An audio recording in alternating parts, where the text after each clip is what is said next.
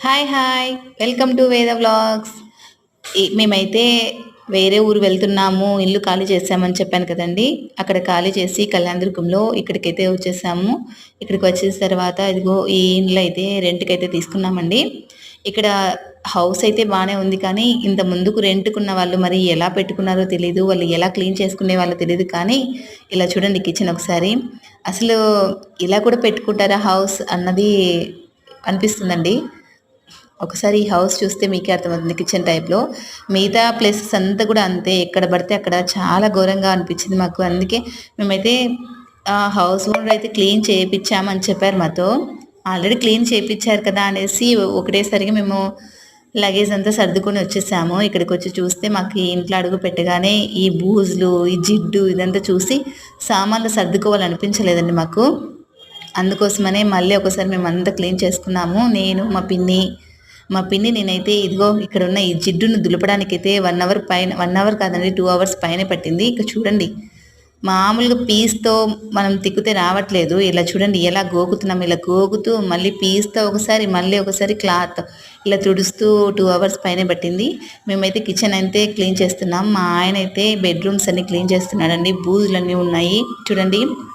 చాలా ఘోరంగా అనిపించింది. అందుకనే మళ్ళీ మేము ఒకసారి వాళ్ళు క్లీన్ చేపించామని చెప్పినా మాకు సాటిస్ఫాక్షన్ అనిపించలేదు.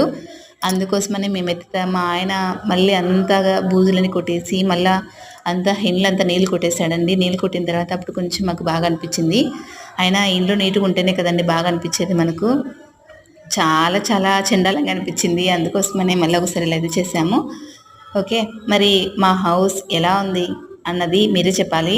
క్లీన్ చేసిన తర్వాత లగేజ్ అంతా సర్దిన తర్వాత మళ్ళీ ఒకసారి నేను వీడియో పెడతాను. ఓకే.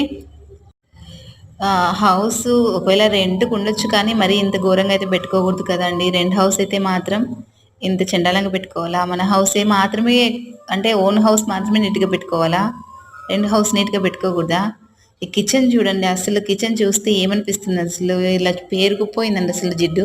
ఇలా ఇక్కడే కదా మనం వండుకునేది, ఇక్కడ చేసుకునేది అన్నీ. మా పిల్లలైతే చూడండి, మా పనిలో మేముంటే వాళ్ళ పనిలో వాళ్ళు బిజీగా ఉన్నారు.